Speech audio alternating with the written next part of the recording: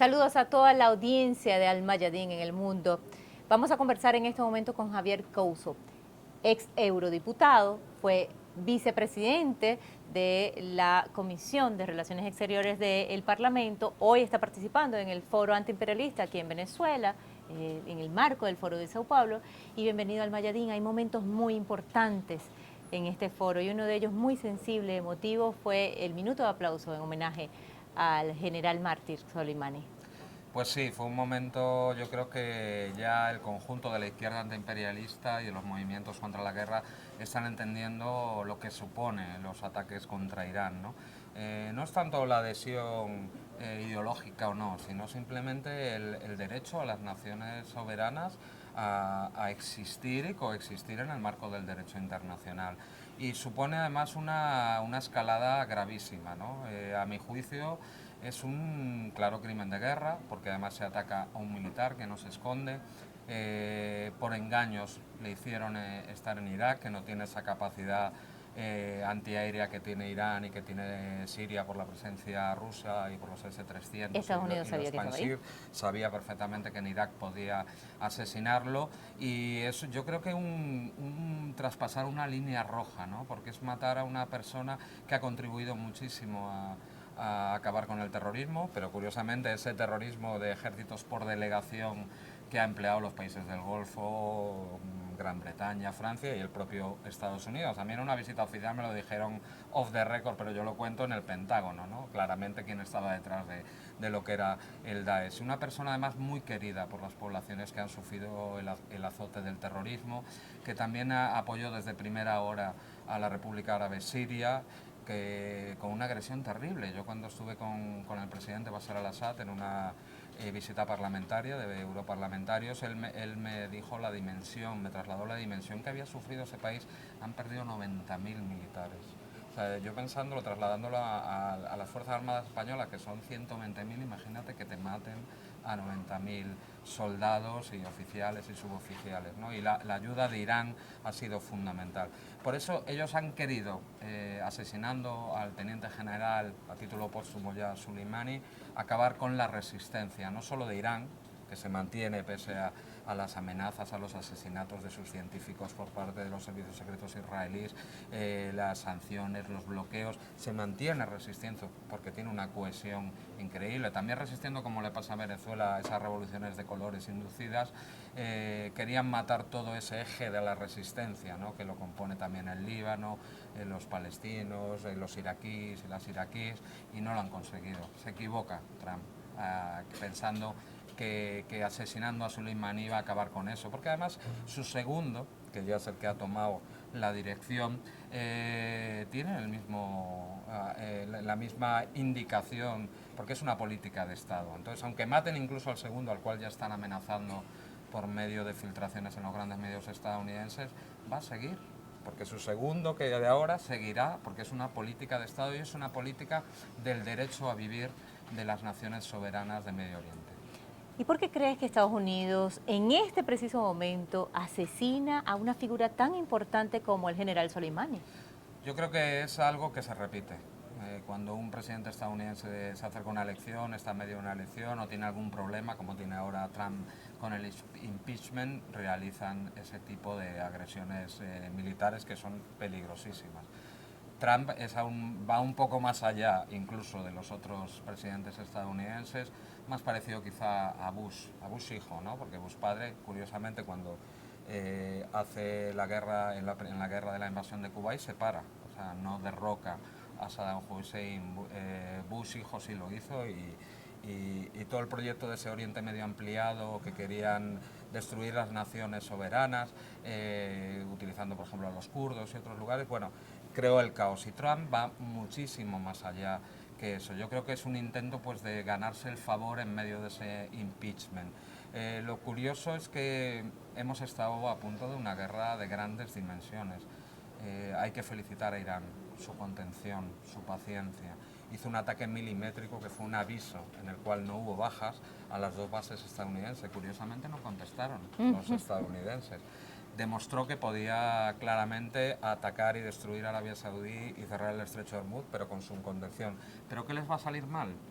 que Irán ya ha dicho, esto es una política a largo plazo para expulsar la presencia ocupante de Estados Unidos en esa zona del mundo. Y hoy lo hemos visto, la mayor manifestación en la historia de Irak, más de 1 millón de personas exigiendo con su gobierno y su parlamento la salida de las tropas de estadounidenses, que el señor Trump se ha negado a sacarlos a pesar de pedírselo. El La pueblo. democracia que ellos fueron a llevar allí, ¿no?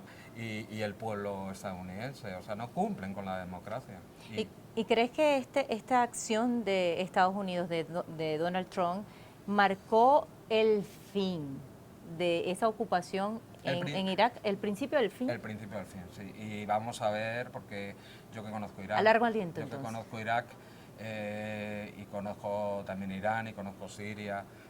A mi hermano fue asesinado por los estadounidenses en Irak y yo he visitado muchas veces en Irak, he estado con la resistencia patriótica iraquí. Sé que tanto los pueblos persas como los pueblos árabes tienen una dimensión del tiempo que no entienden los estadounidenses ni los occidentales. Será un largo recorrido, será lento, pero van a cumplir. Yo sé que se van a empezar a movilizar para atacar y expulsar a esos ocupantes que no han sido invitados a salir y no quieren salir. ¿Qué no entiende Estados Unidos? No entiende que los pueblos traten de defender su modo de vida, sus naciones, Su cosmovisión. su cosmovisión, ¿no? Se creen que ellos pueden llegar allí e imponer lo suyo, ¿no? Fuera de todo eso hay siempre lo que sale, ¿no? Realmente hay un intento de controlar esas fuentes de energía, pero sobre todo para impedir a China el acceso a esas fuentes de energía, ¿no? China tiene un grave problema en el acopio de energía, como lo tiene también Europa, que se necesita para inyectar en su estructura industrial, una nación que crece a unos niveles que no se han visto en el mundo y quiere todo el intento de Estados Unidos para reordenar esa zona es precisamente para eso, para colocar atláteles en los gobiernos que apoyan a Estados Unidos e impidan pues, que haya un reparto equitativo de quien quiere comprar petróleo o gas, que en esa zona se da con una riqueza increíble y que en Venezuela saben muy bien también de ello.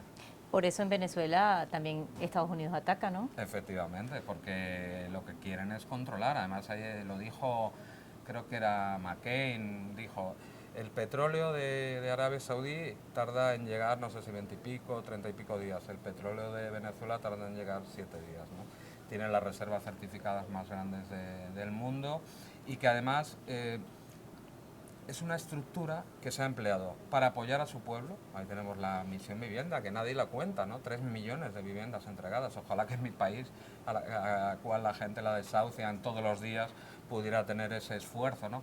Pero además una visión que tuvo Chávez, que tuvo Fidel, de reorganizar en una idea de integración regional soberana lo que despectivamente llama Estados Unidos su patio trasero. Y por eso quieren acabar con Venezuela. No solo son razones energéticas, que también, o estratégicas, aquí hay minerales de muy alto valor, hay oro que funciona, aunque no sea ya el patrón después de Bretton Woods de las monedas, funciona el oro y es un elemento de reserva importantísimo. Y lo que no han entendido, igual que no entienden en Irán, es la idiosincrasia de este pueblo, que yo lo admiro profundamente. O sea, lo que ha resistido este pueblo, lo que sigue resistiendo en condiciones de vida complicadas por culpa de ese bloqueo financiero, cuando atacaron los centros de energía eléctrica, y ahí siguen. Ahí siguen. Ayer salieron cientos de miles de personas a la calle. Yo participé como observador electoral en muchas elecciones, aquí la última de la de Nicolás Maduro. Yo visité 32 colegios electorales. En cada uno preguntaba, ¿hay aquí interventores, como lo llamamos nosotros, de la oposición? Sí. ¿Han podido votar con tranquilidad? Eso lo llevé al Parlamento Europeo y me castigaron. Me prohibieron ir a ninguna misión electoral más. O sea que la verdad no es lo que les interesa. Ahora, sí, vamos a seguir con Venezuela, luego pasamos nuevamente al Medio Oriente y al eje de la resistencia, pero como estamos en Venezuela, quería preguntarte ahorita, España ha fijado una posición diferente a la que venía pautando. Juan Guaidó, el autoproclamado presidente, está de gira por Europa. ¿Qué lectura se puede dar a este cambio en el gobierno español? Y además, sale, ya aquí está muerto Juan Guaidó en Venezuela, pero va a buscar más apoyo internacional, oxígeno que le está dando Estados Unidos, y cuando venga no vendrá vacío, vendrá con más acciones.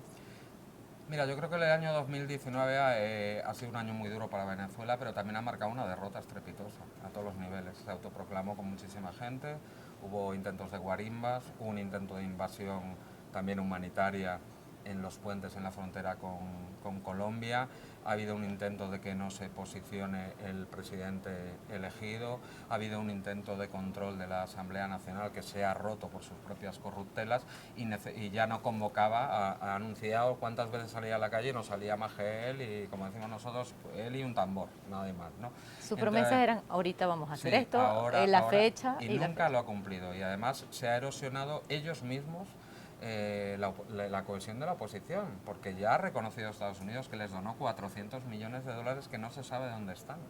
Y ahí se ha quebrado, ¿no? O sea, corruptos totales, ¿no?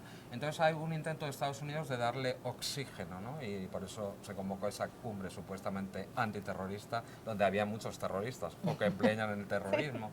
Luego toda la visita pues, a Davos, los grandes poderes económicos, pero ha cambiado mucho. Davos ya no tiene tanta importancia realmente.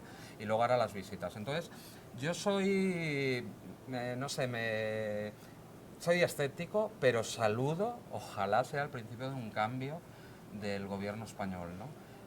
Sobre todo en un contexto también en España muy difícil, ¿no? Porque ha habido un intento independentista, también ha habido un intento unilateral de hacer un referéndum, se ha condenado por sedición por hacer un referéndum a mucha gente y vamos a aceptar a un señor que se ha autoproclamado en una plaza, ¿no? Incoherente. Incoherente total. Entonces yo espero que esto sea una nueva visión del gobierno español para ayudar, como está intentando el presidente Maduro, que siempre lo ha intentado, yo siempre lo digo, es un sindicalista, él siempre quiere negociar, porque a este país le hace falta una posición patriótica, porque así se puede dar incluso una transición, un cambio de los juegos, como se dan en todos los países del mundo. Pues pierdes una elección, pero es que, como me dijo alguien que conoce muy bien Venezuela, es de España, no voy a decir quién es porque me lo dijo off the record, él se quedó sorprendido al conocer la oposición venezolana, creía los grandes periódicos y se encontró con una oposición que es fascista. Y el fascismo niega al otro, o sea, quiere ganarte, quiere matarte, como hicieron los nazis. Hace falta una oposición patriótica y saludo que el presidente Sánchez lo haya hecho y ojalá continúe y España pueda ser parte de ese esfuerzo, porque España y Venezuela se quieren mucho. Y ya está bien de que sufra este pueblo por los que no ganan en las urnas, porque ¿cuántos votos tuvo el señor Guaidó? ¿14.000? Era el cuarto. 98.000, Bueno, 100.000, pero no era, no o sea, era, Maduro tuvo... Entonces yo creo obtuvo cerca de ese millón. que ya es hora, que ya es hora de... Porque además pedir sanciones para tu propio pueblo, para que aquí no lleguen las medicinas, como en Bélgica hay 1.400 millones de dólares de farmaindustria o la farma... y hay agarrados todo lo que han robado de Citco, etcétera, etcétera. Monómeros. Llamando a la intervención militar. A mi hermano lo mataron en una guerra. Yo visité Irak muchas veces, como he dicho antes. 1,5 millones de muertos produjo esa invasión. ¿Qué quieren? En un país como Venezuela, 2 millones de muertos, 1 millón de muertos, que se mate. Claro, ellos no van a sufrir la guerra porque se irían inmediatamente a Estados Unidos. De hecho, ya están fuera muchos. Pero lo va a sufrir el pueblo. Estos no han visto caer una bomba jamás en su vida. Yo una vez que estaba en Irak nos cayeron morteros de 120 milímetros cerca y te aseguro que da mucho miedo. Da mucho miedo y afortunadamente no nos pasó nada. Pero yo vi como había ataques de la resistencia, me estallaron coches bomba cerca. Esa gente no se imagina lo que es la guerra. Son unos inconscientes y no son patriotas. Y yo siempre lo digo cuando venga a Venezuela, ojalá emerja una oposición patriótica que respete al otro e intente ganar en buena lid. Cuando pierda lo acepta y cuando gana dé la oportunidad que haya un cambio sin que vayan a asesinar al otro. Claro, porque es que la amenaza es, si yo quiero que tú te salgas, pero cuando te salgues, te voy a matar. O llevarte a prisión, como han intentado pues, con Dilma Rousseff, con Lula, que lo metieron en la cárcel, etcétera, etcétera. Utilizan muy malas artes, no son demócratas, por mucho que digan.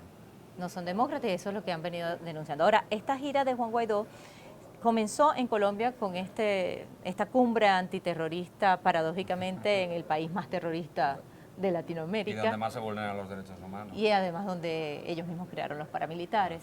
Bueno, paradójicamente esto. Pero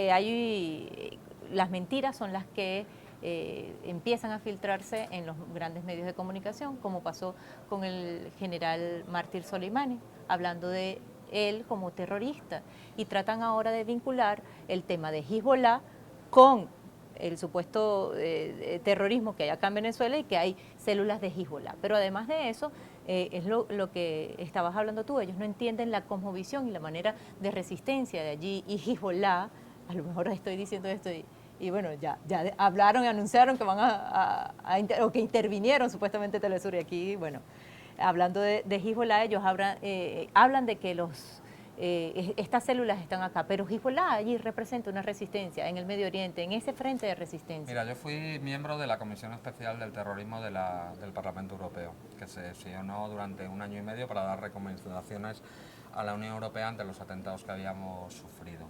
Yo me enfrenté, como siempre me pasa, y hablé duro con la Europol, con ministros del Interior. Hezbollah no es un grupo terrorista.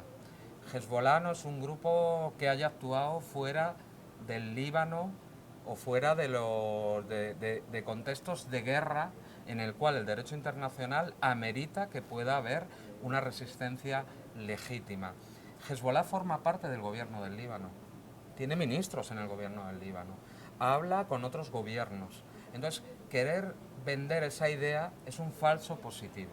Hezbollah no está desplegado en ningún país más en el cual se pide su colaboración, como lo pidió Siria, a un grupo que es legal de la manera política, formando parte del gobierno, y militar. O sea, en el Líbano no están buscados como terroristas, o sea, tú los ves en sus zonas y colaborando, incluso colaborando con las tropas españolas que forman parte de la ONU después de la invasión de 2006. Y en Irak son una milicia que va de la mano con el ejército y el gobierno. Efectivamente, entonces eso es un espantajo que intentan montar desde hace muchísimos años, o sea, contra Venezuela. No solo eso, sino el narcoterrorismo, cuando precisamente el narcoestado es Colombia.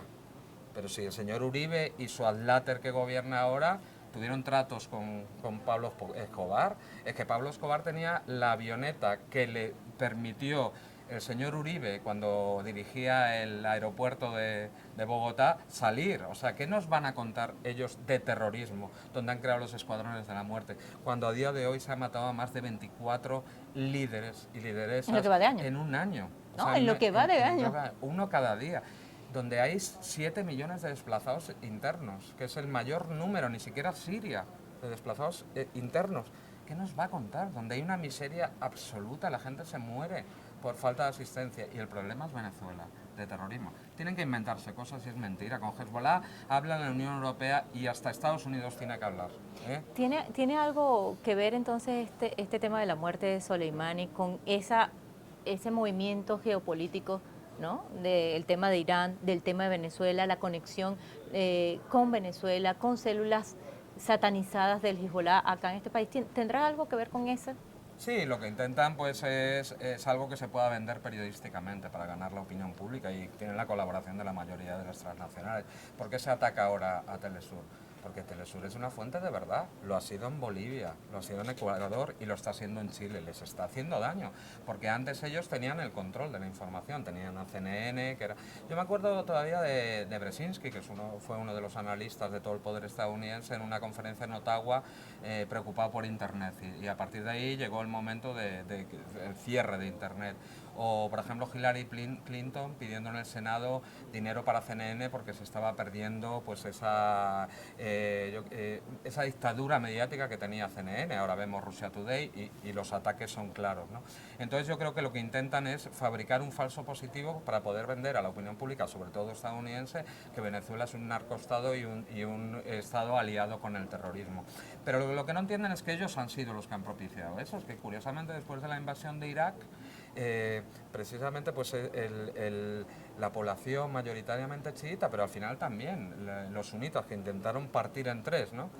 Realmente el norte del Kurdistán iraquí está colonizado prácticamente por los israelíes, pero han empezado a que la cultura de resistencia que existía en Irán, que existía en Siria se traslada a su población porque han visto lo que les supuso esa invasión democratizadora. 1 millón de muertos. Todavía, yo con la última vez que estuve, porque ellos bombardearon objetivos civiles, plantas potabilizadoras, plantas de energía, en Irak a día de hoy no está regulado o normalizado todavía en muchos barrios el agua corriente o la electricidad. Esa es la democracia que llevaron. Por eso intentan inventarse mentiras, porque es mentira que Venezuela o que incluso Hezbollah, por eso yo lo he dicho, sea un grupo terrorista que esté actuando contra Europa o contra Estados Unidos o contra Colombia. Eso es mentira, eso es la lógica de la mentira que lleva haciendo Israel y Estados Unidos. Pero vamos a explicar en este minuto que tenemos acá conversando, ¿qué es Hezbollah? Para que se pueda entender.